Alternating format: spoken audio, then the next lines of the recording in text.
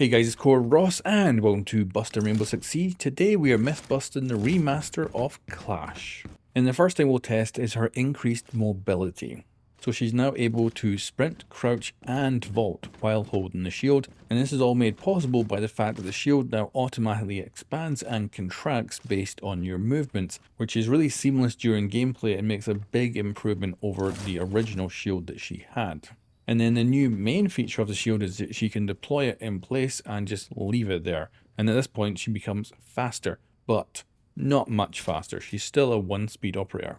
And she does have a brand new counter, and that is in the form of Sledge. So Sledge has been given an overall buff where he can now use his hammer against any shield operator and will actually knock them on their ass and unequip their shield. And this buff was quite a surprise. Now in normal gameplay it can only be used against Clash, but in the new game mode Dual Front you can come up against Blitz and Monty on the enemy team, and as a result you can knock them down. However, I think it's a bit of a myth that a lot of people are calling him the strongest counter to Clash, because I think it's still the OG counter that is the best, and that is Finka. As her ability, which she can share with her friendlies, means that she can move faster through the electrical effect and close the distance quicker with Clash, which is ultimately the best way to eliminate her. Now let's talk about the shield itself. And first of all, how it operates has changed. So instead of holding a button down to do the electrics, you now just simply press a button to switch it on and press a button to switch it off. And if you don't switch it off, the battery will just deplete and then start to recharge back up again, where you can then switch it back on again if you wish. And then of course the brand new feature is that she can deploy the shield and then remotely switch the electrics on with a press of a remote. And you'll also notice that the electrics no longer do any damage, and this is a new general rule with all electrical effects now, as they will no longer damage operators. And then the shield when deployed is extremely vulnerable. It'll be destroyed by Amaru, Kali's Lance,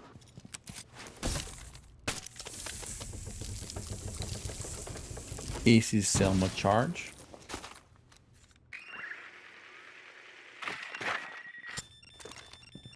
Flores' Drone,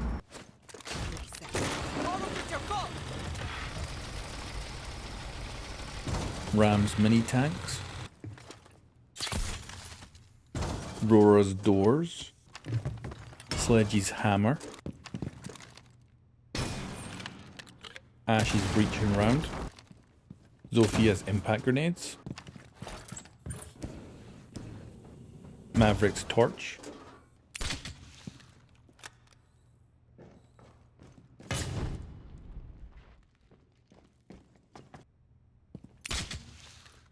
Nomad's Air Jabs if an operator is launched into the shield. And then every single operator can vault through it and destroy the shield, whether on attack or defense. And the shield is vulnerable to all explosives as well. So when Clash is close enough to an explosion when using the shield, it will initiate the shield break animation, but the shield does reduce the damage to Clash herself. Now if her shield is deployed, any explosives will take it out, so frag grenades, nitros, or even the Gun 6. The shield also becomes vulnerable to Brava when it is deployed as well, and this is quite an interesting interaction as it will disable the electrical components on the shield, so Clash can still come back, she can pick it up, she can use it, but she will not be able to activate the electrical components. You can also tell that it's been disabled as the lights on the shield are now off. And Clash is able to stop this from happening if she picks up the shield fast enough before the hack is complete. Now we've gone through quite a few weaknesses in a row here, but we should talk about one of the positives. So a new ability that Clash has is the ability to barge through wooden barricades. This is a feature that all attacker shields had, and up until now Clash did not have this. And I think this feature on defense is going to be far scarier, and I can't imagine the amount of potential spawn peaks and stuff that people are going to come up with using this Clash ability to scare the heck out of the attackers. Piss off! Now, if you decide to play as Clash, there's a few things you should know.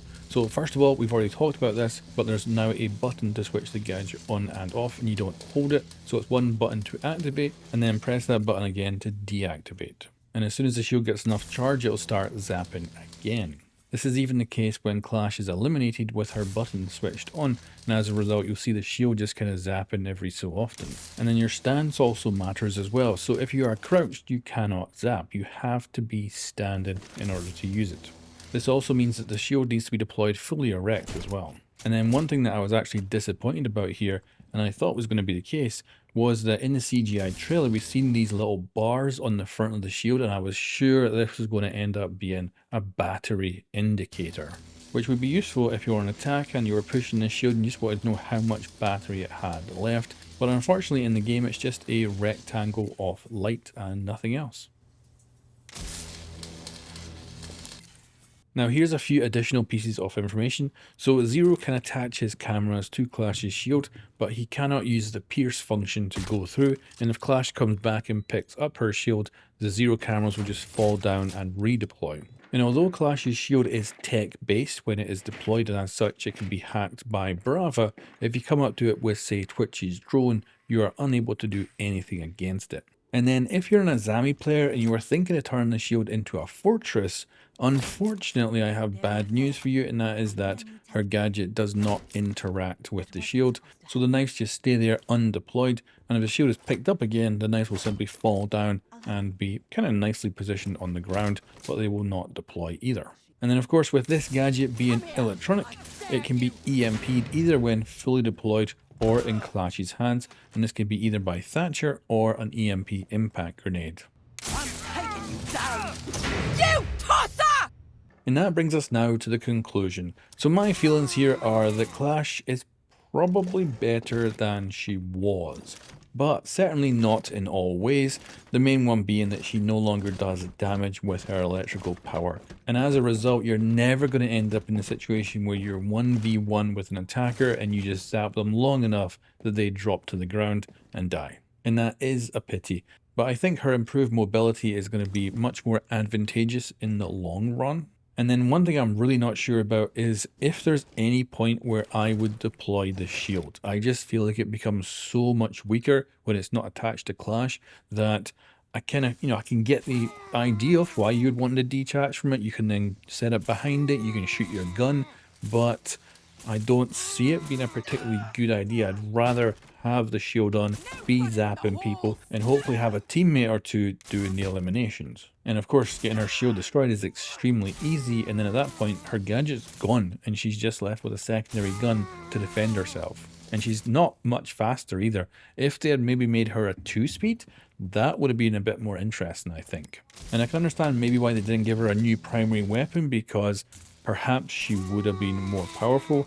I think it would have been quite interesting if maybe she had got Jaeger's gun or something like that, because I think that would have made her quite interesting as a more mobile character who could drop that shield in certain positions and do a little bit of killing herself. But I guess the good thing here is maybe they do add a primary to her if she's still underperforming someday in the future, and they wouldn't really have to do anything major. They could just give her another gun that she can equip when she's not holding the shield. So maybe her getting a primary one day is actually within the realms of possibility. But if you are a Clash main now or plan to become one, how are you going to use this remaster of Clash to its best possible advantages? Anyway guys, thanks for watching, and I'll catch you next time.